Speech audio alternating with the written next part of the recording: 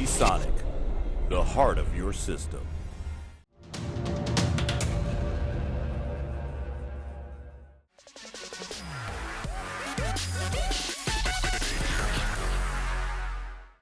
I'm Leo Warder for Kit Guru. This is the Cooler Master SL600M, a case we saw at Computex this year in prototype form. I have to say it's changed almost not at all, or not to my eyes at first glance at any rate, clearly not built into it yet. Aluminium on the top, aluminium on the front. On the front you'll also see the world's most discreet Cooler Master logo. Glass on this panel, no glass on t'other side. The emphasis here is on sort of style and understatedness, if that's a word, not on high airflow. And indeed you might think, goodness me, they've mucked it up, there's no intakes at the front whatsoever. You'd be correct, and the reason you'd be correct is the intakes are on the bottom. It has two 200mm fans in the floor. You can, if you choose, install more fans in the roof.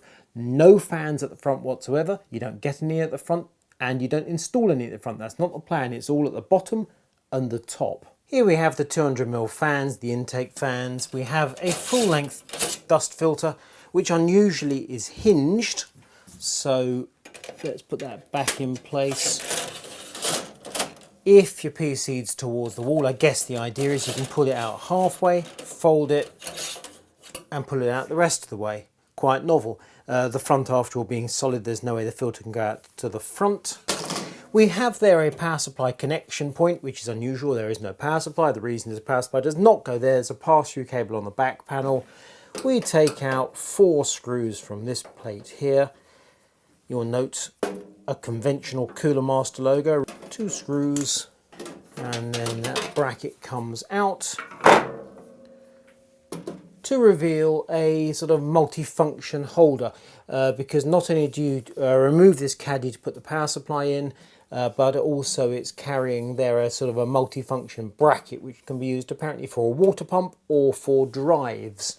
There is, I would guess, the pass-through cable going from that back plug to the power supply, which is going to be in there.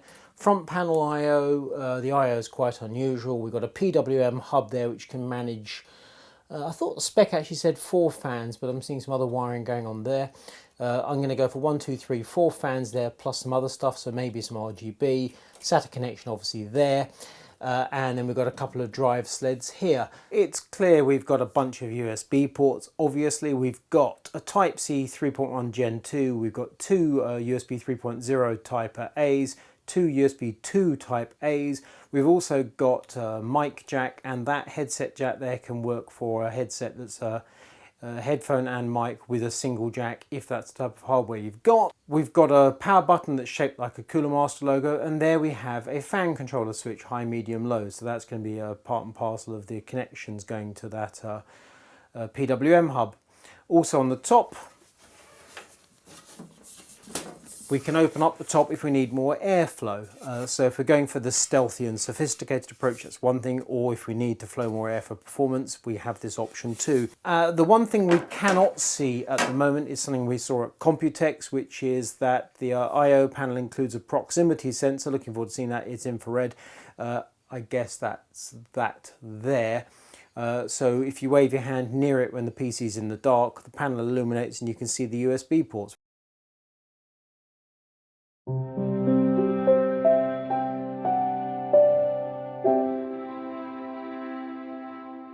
The back of the case is also unusual. We've got 7 expansion slots in the usual style. This case can accommodate up to E80X, and we've got 2 vertical slots for GPU. So your regular slots go there, graphics card goes in, or if you want, you can put a graphics card here. That's all quite conventional. If you do that, you need to use an accessory PCI Express cable such as this, which is not included. It was sent to me by Cooler Master with this for the review. But if you choose, instead of putting the graphics card there, which might be dubious if it's air-cooled because it's up against the glass, you'll note these 4 fasteners here are in a square pattern, which means that you can remove them and rotate the entire back panel. The entire back I/O, that is. And does that one have to come out as well? Looks like it.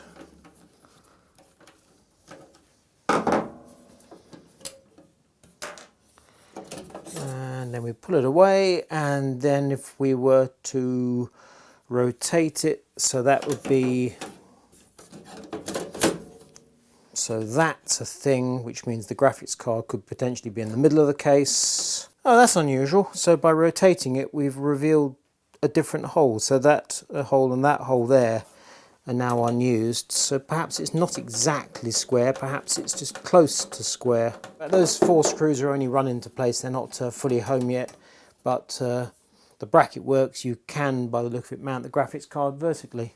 That's different. Before I started my build, I looked back on the photos I took of this case at Computex, and I suddenly realised that Cooler Master had shown it with an air cooler on the CPU and also an air-cooled graphics card.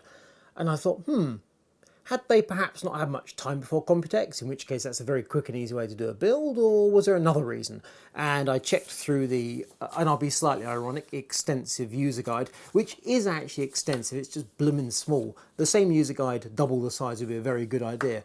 I wouldn't actually object if it was 4 times the size, but double the size would be helpful. And they do indeed include options for liquid cooling this case. And I came across, it wouldn't be fair to say problems, but certainly issues. Now clearly the orientation of the case is different to normal. Air in the bottom, air out the top means it's essentially 90 degrees rotated. So you have to make allowances for that because of course the motherboard is in the normal orientation, therefore things ain't quite what you expect. And you, as I said before, put cooling in the bottom and the top, not at the front, not at the back. And that sort of highlighted the other aspect of this case that's really different to the mainstream, which is that the power supply in the front obviously takes up a chunk of space at the front. That's clearly the case. It also means that this area here is free, which in the sense of airflow is helpful, but in terms of giving you space to work with doesn't make a blind bit of difference. But it's also the sort of multifunction brackets, I think is how Cooler Master describes them. There are 4 of them, one here, one there, 2 in the front, and you can use those for mounting pumps, SSDs or hard drives. So I've not used this one, not used those 2, and this one here has got a pump on it. I've used a single SSD, it's an M.2 on the motherboard. However, the various drive bays are perfectly accessible and could easily have been used, or more accurately drive mounts. And this is the thing, because you can transplant those brackets and you could put them, if you choose 3 of them, bob, bob, bob, along the bottom on this multi-fan bracket.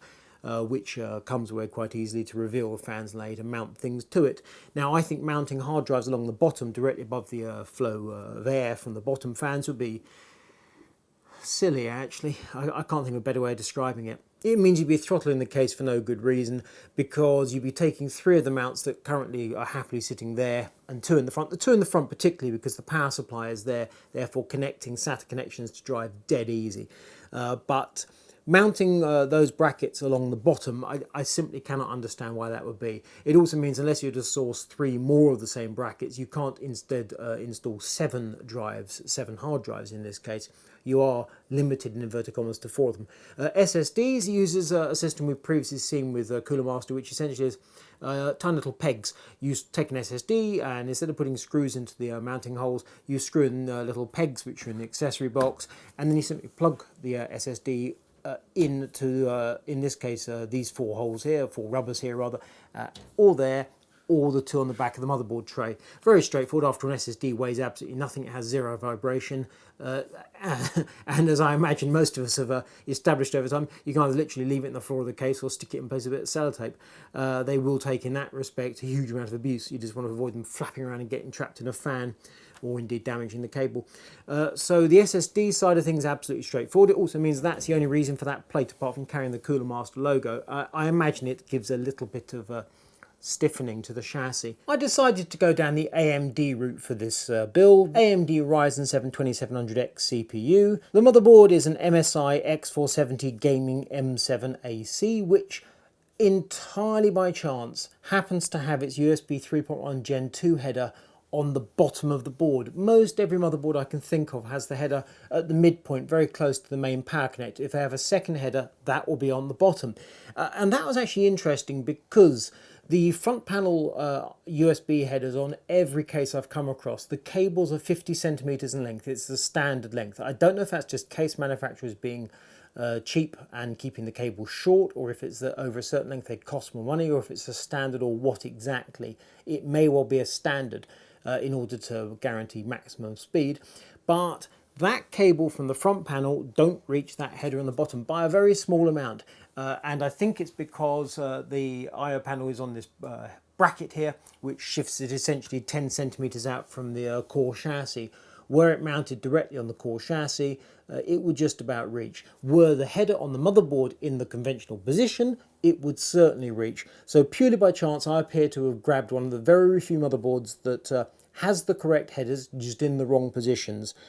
So we learned something there. 240mm custom loop. It has an EK Supremacy Evo AMD CPU block, and the temperatures, as you'll see in the graphs, for the CPU are not that good, and I think it may well be the block in question because the temperatures for the graphics card are exactly where I expected them to be. CPU cooling, not as good as it might be, but I don't think that's down to the case or the airflow. I think it's down to coolant flow through that block. The pump reservoir unit, I've written in the spec EK X-Res 100 Revo D5 PWM. In actual fact, it started life as a 140mm, but I've put a smaller res on the top from one of the other pump reses I've got lying around. Because if I had gone for the 140, it clashed with the roof of the case. The mount for the pump is on the power supply cover. You have to understand the power supply is at the front, everything's the wrong way round. That cover can be moved up and down in the MasterCase styling because it's 2 screws and then it moves up and down the series of rubber pegs or pegs going into holes in the case. And then you do the 2 screws back up. I can move the power supply cover up and down to quite a significant extent, which in turn means that the pump can be raised or lowered because that's fixed where it's fixed. But of course I need to avoid the graphics card. So I do have some leeway. However, realistically, it's a damn sight easier just to make the reservoir shorter by installing a different reservoir.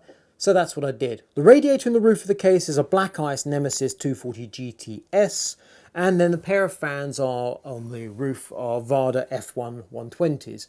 They're the slower 120s from the EK Vada range, and I put them on the outside because realistically inside space is limited and there is a reasonable amount of space under the top cover, so it made sense to do it that way. The coolant EK Cryofuel Solid Scarlet Red, I must confess at the moment it looks pretty much like a pastel red. It looks very nice, I'm perfectly happy with it, but it's been running for but a couple of hours and it looks at the moment pretty much like every other red I've seen. So I'm happy, but at the moment the fact it's the cryofuel solid is nothing particularly important. Memory, we've got 16 gigabytes of HyperX Predator RGB DDR4 2933 memory. I've reviewed that previously, again giving a different brand and outing. The RGB is synced with the MSI Mystic lighting. Graphics card is EVGA GTX 1080 Ti SC, and that obviously has the Alpha Cool block on it and looks very nice. Power supply, Seasonic Prime Titanium 1000 watt, not that you can barely see it. And then on the motherboard, as previously mentioned, there's a Samsung 960 Pro M.2 SSD.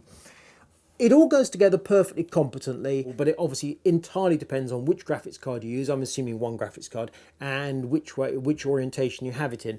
Realistically, with a graphics card like that, mounting a pump under the power supply cover, that would have been perfectly possible. But then you need to mount a reservoir somewhere, in which case, you don't really gain any advantage. Mounting a pump reservoir, if you're going down a liquid cooling route, is absolutely, for me, the problem you need to solve. Find a suitable mount, job done. The rest is just plumbing and putting bits together. A couple of little points cropped up when I was doing the B-roll installing drives, just to check over the details of this case. So I had to actually move apart these 2 universal mounting plates slightly to install 2 3.5-inch drives. They're alternate mounting positions, and the plates as delivered are in the wrong positions to accommodate 2 3.5-inch drives. These needed to be separated a tad. Not problematic, you just have to make sure you line the thing up and hook it all in place and get the screws in. And the 2 SSD mounts on the rear don't use the pegs as do the ones on the front. You simply take off the caddies, put the drive in place, put the caddy back on. There's no mounts whatsoever, it just sits in the holder. Really simple, and you plug the cables in from the bottom. Dead straightforward. Let's put on the panels. So this is the front panel with this Cooler Master sort of ghost logo thing. Now, they make a point that the front and top have got brushed aluminium. I'm not going to deny it's aluminium. I mean, it's a thin aluminium sheet that's been bent round. It seems to my eye that it's been spray painted silver. I'm not massively impressed by the colour. It is silver of sorts. It's not sort of We don't really get native aluminium because aluminium as it arrives, if you don't coat it in some way or lacquer it, it just corrodes instantly. But putting that to one side, this would appear to me to have been painted, and I don't much like the finish. Having said that, it's either going to appeal to you or not. The front panel clips in with these 6 lugs here, so to release it you have to reach inside the case, so both side panels off, and unlatch 3 from each side. Some cases I've received in the past, once you install the motherboard or whatever, one of these lugs might be unavailable. I'm not blaming Cooler Master, this is a sort of across the industry. They just don't seem to think these things through. In this instance, with this case, no problem whatsoever. You can take the panel on and off relatively easily, and you shouldn't need to do it very often. How often do you need access, after all, to your drives? Bearing in mind, air in the bottom. This is not access to filter, it's just to install hardware.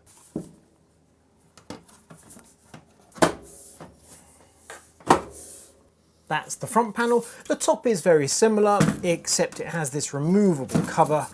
This is the top, this is the exhaust. The air flows up. So mesh top, you've got a power button there, Cooler Master logo, 3 grommets, and the top mounts on these 3 pegs. Similar mounting method to the front, so again 6 lugs.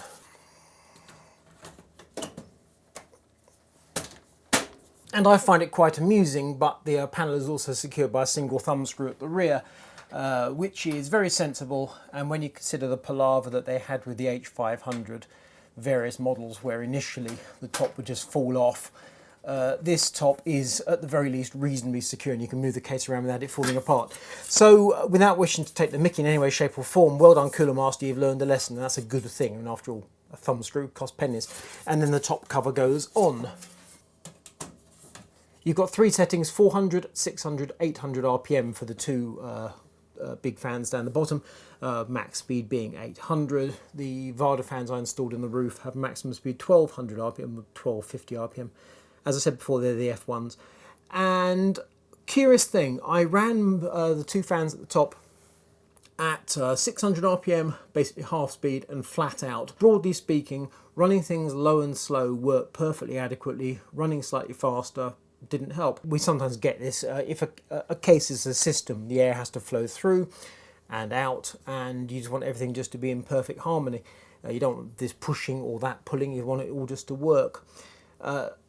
In this instance, I was able to run low and slow, and the GPU temperatures were absolutely happy. CPU temperatures were, as I said before, rather high, and I liked.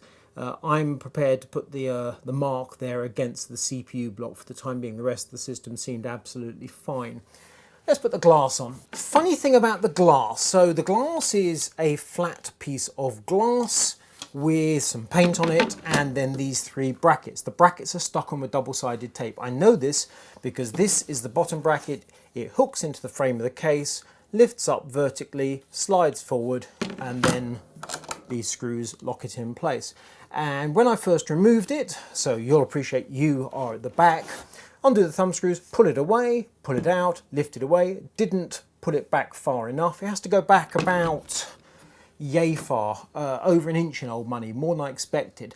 And I left this bracket behind on the case. Now I'm not going to yank it off and demonstrate what this looked like, because when I got in touch with Cooler Master to say what's gone on, they actually sent me over a little document explaining they'd come across this in the very first batch of cases made, which included press samples, and have fixed it by changing the finish of the paint on the brackets and by pressing the parts on to stick them on tighter. And that's up the load. I think it said it can now withstand 20 kilos, which is plenty. But they fixed it, and they fixed it before I even raised the point. So well done, Cooler Master. I'm not going to embarrass you by ripping a part off to demonstrate what we know to be a problem, and which is not supposed to be a problem for the public. It does, however, make the point, which is you do need to pull the panel back sufficiently before you remove it. Now I'm going to put it on. We line it up like so. Quite a significant gap, and I can now take my hands off and it's not going to fall away. Push it in, slide it forward, do up the 2 thumb screws. To remove, pull it back, and it falls out like so, and then we lift it away, and this is where it's kind of locked, which is why I went wrong in the first place. And you do have to get it just in the correct position. Should be straightforward, not quite as straightforward as I'd like. To wrap up this rather lengthy review, if you started the video thinking, unless Leo finds something horrible about the Cooler Master MasterCase SL600M, some killer problem that means I can't touch it, good news, I have found no such problem. I did feel during my build almost like someone ploughing through the Amazon rainforest with a machete, going down my own little private path where no one had been before, because it really doesn't feel to me that this case has been designed for people using custom loop cooling. Now that's not a problem, as custom loop is obviously a relatively niche thing, and as this case is doing the we're sophisticated aluminium with vertical airflow, then there's no obligation for it to particularly support custom loop, but the fact of the matter is it ought to.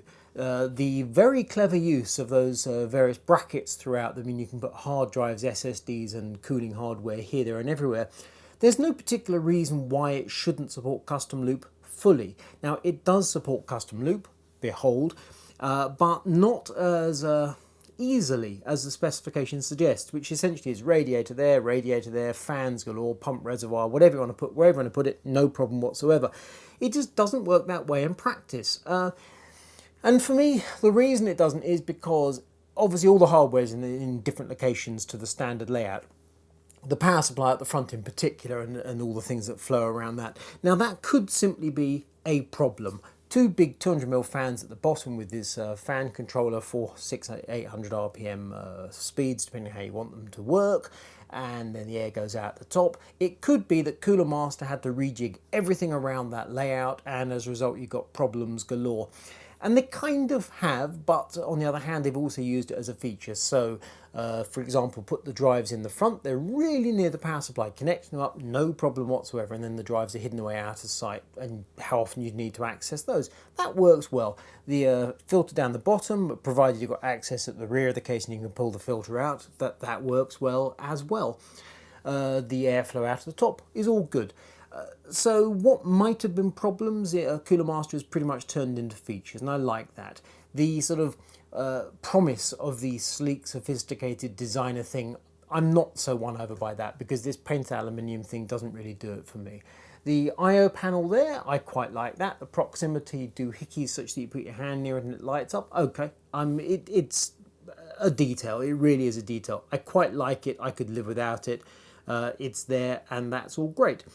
But balanced against that, the fact the I/O panel is moved away from the core chassis by about 10 centimeters means that the cable doesn't reach the USB Type-C port on this particular motherboard. Possibly the only motherboard that's arranged like that, but in which case I just got unlucky. But it's a thing, and in my particular instance, it's a problem. I'm somewhat aggravated by the fact that the PWM fan hub only works with PWM fans, not with 3 pins. I'll run at 12 volt. I don't see why it can't be split half and half, as so many fan hubs are. It presumably is down to money, but really can't be that big a deal, can it?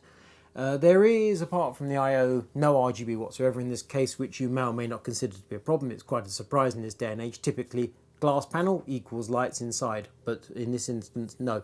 That's either an issue for you or not. Would it be good to see lighting? I suppose with a case this price, it would be nice to see lighting, but then quite clearly designing a case this unique, that costs money in and of itself. Going back to that business about the layout and the internal space, how the compartment is used. The thing is, the graphics card I'm using, that GTX 1080 Ti SC, with the alpha cool block on it, it's far more compact than a 2.5 slot triple fan card would be. It's obviously relatively lengthy, but it's not enormous. And yet putting it in the middle of the case means that that space is now taken up, and if you want to put cooling around it, you're going to have to work at it, as indeed I did. Here's the thing, the option of rotating the PCI Express output bracket, it didn't make any difference for me. It meant I could reorient the graphics card. I could move it from near the window to the middle of the case. But the point was that center block of space was all taken up. It just was. And where I wanted to have a reservoir going, it wasn't really going to work. So you've got options, many options, in terms of drive locations and such like. They work quite well, although you do have to put things in particular locations, as I demonstrated at the front. You can't have the two mounts here and here. They have to be here and here, which is fine, no problem whatsoever. After all, things can't overlap. But when it comes to the cooling, that's a bit of a pain. So I felt less excited about the case than I might have been because I was dealing with problems of my own making. Had I gone for an all-in-one or an air cooler, easy peasy. But if I'd gone for the air cooler, as indeed Cooler Master did in their build at Computex and also the pictures in the reviewer's guide, really it's a lot of case for a straightforward build. I could have done it, I'm sure it'd have worked well. It would just feel kind of letting the side down. So I didn't want to go down that route. So it could well be that the person I'm blaming here is myself. I don't think that's quite correct, but maybe there's an element of that going on here. So it's an expensive case, but it's expensive because it's different. The air intakes at the bottom, I mean there are a couple of other cases that have done the same thing, but the air in at the bottom, out the top, you've got the cover, that all works well. Cooling is perfectly acceptable, as I said a couple of times now. CPU temperature is not great. I think that's down to the block rather than the case or the airflow or the rest of the cooling system. In terms of things that I want Cooler Master to fix, honestly, the silver finish is about it.